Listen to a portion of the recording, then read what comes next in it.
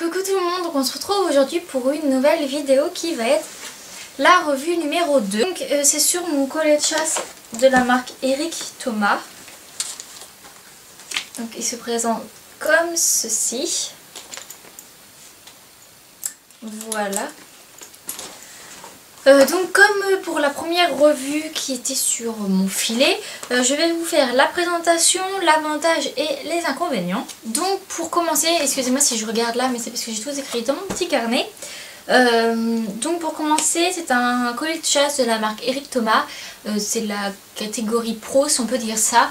Voilà, c'est un collet de chasse sans pont et non en 5 parties, donc non en 5 points, donc je crois que ça s'appelle un 3 points, je ne sais plus trop comment ça s'appelle. Mais donc il n'y a pas de petit pont au-dessus de la crinière du cheval, tout simplement. Donc il s'achète en 3 parties. Donc voilà, alors les 3 parties sont la base. Donc ça c'est la base qui se met au niveau de du poitrail et de ça en dessous.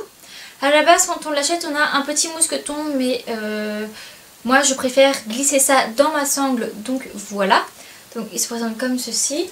Après à l'anneau au niveau du poitrail on y attache hop, hop, les élastiques, donc ce qui va sur le poitrail et qui relie jusque à la selle, donc voilà. Bon, elles sont toutes dégueulasses de l'autre côté, excusez-moi. Et le collet de chasse c'est un peu dégueulasse, mais je voulais le laver avant, mais vu qu'après il va être tout, pas gluant, mais avec la graisse et tout, je me suis dit plutôt que je vais le graisser tout après, que j'ai pas envie de foutre de la graisse partout dans mon lit, et vu que je n'ai pas non plus super beaucoup de temps pour filmer, je me dis que je vais le faire après. Et puis dernière petite partie, c'est les attaches de collet de chasse. Les attaches du collet de chasse, oui, bien une attache tout court. Donc ça se présente comme ceci. Donc à la base, ça se ferme la taille qu'il faut. Et il y a un petit mousqueton qui se met aussi à la selle. Mais moi je préfère le passer directement dans l'anneau de ma selle et le fermer, donc comme ceci. Voilà, donc je vais vous parler maintenant de chaque partie individuelle. Donc oui, le prix total de ces 3 parties additionnées est de 61,40 €. Donc voilà. Pour parler, on va parler de la base. Donc c'est la base du collet de chasse. Donc voilà, il y a plusieurs trous qu'on peut faire. Moi c'est un trou un trou supplémentaire que j'ai fait tout simplement parce qu'il était beaucoup trop grand pour Queen. Donc voilà. Il existe en 3 tailles, donc en poney, en pur sang et en cheval. Il existe de couleur havane ou de cuir noir. Donc voilà.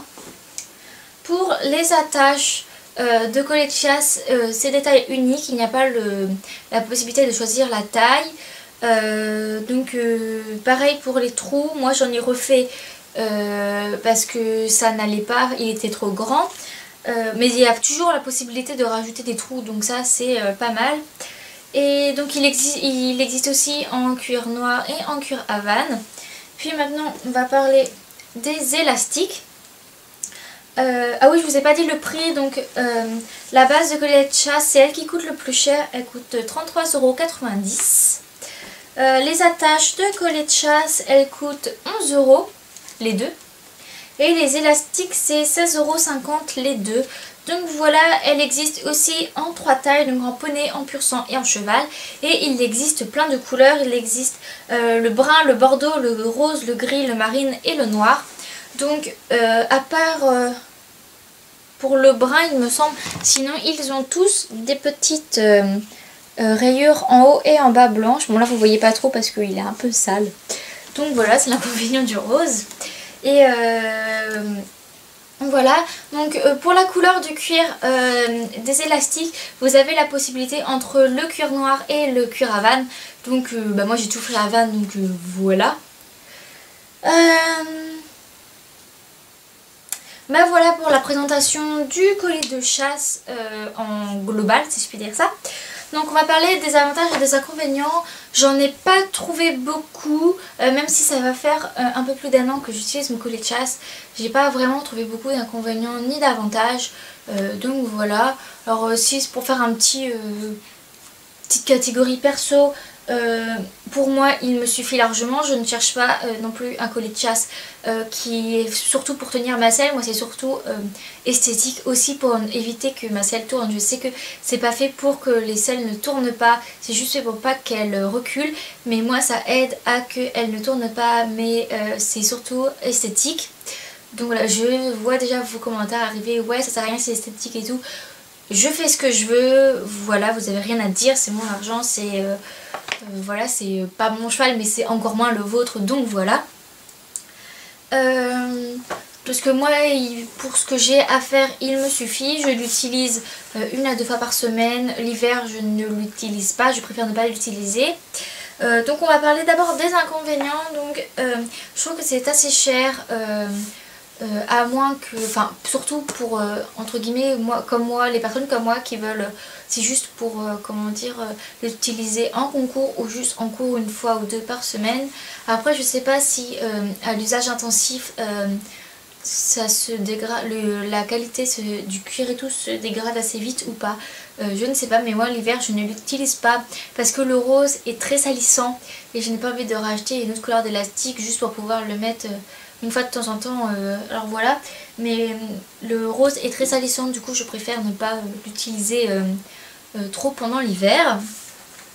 Et aussi son plus gros inconvénient c'est la taille. Il taille beaucoup trop grand. J'ai acheté du pur sang et même à Queen et je ne sais plus trop à qui j'avais essayé, il est beaucoup trop grand comme collier de chasse. Limite j'aurais dû acheter de la taille poney. Donc si vous avez un poney ça sert à rien de vouloir acheter la taille poney, il sera beaucoup trop grand. Donc mieux vaut prendre la taille d'en dessous. Et même en prenant la taille en dessous il faut refaire des trous. Bon, heureusement qu'il y a possibilité de faire des trous, mais il faut refaire des trous parce que sinon ça va pas.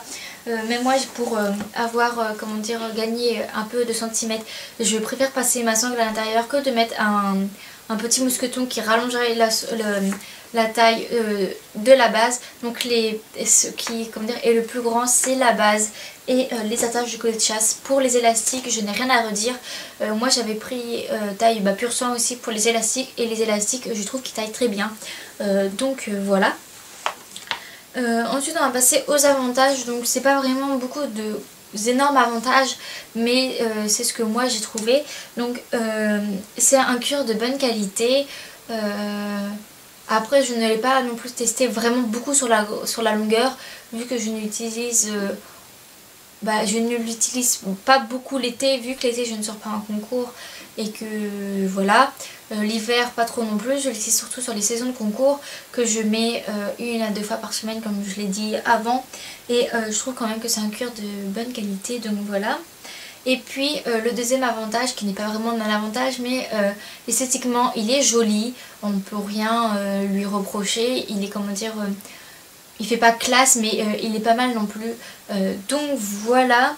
Et donc malheureusement j'ai pas beaucoup trouvé plus d'avantages et d'inconvénients. Mais si vous l'avez testé, vous l'avez ou vous aimeriez bien l'avoir, dites-moi ce que vous en pensez dans les commentaires, que je puisse lire ce que vous mettez.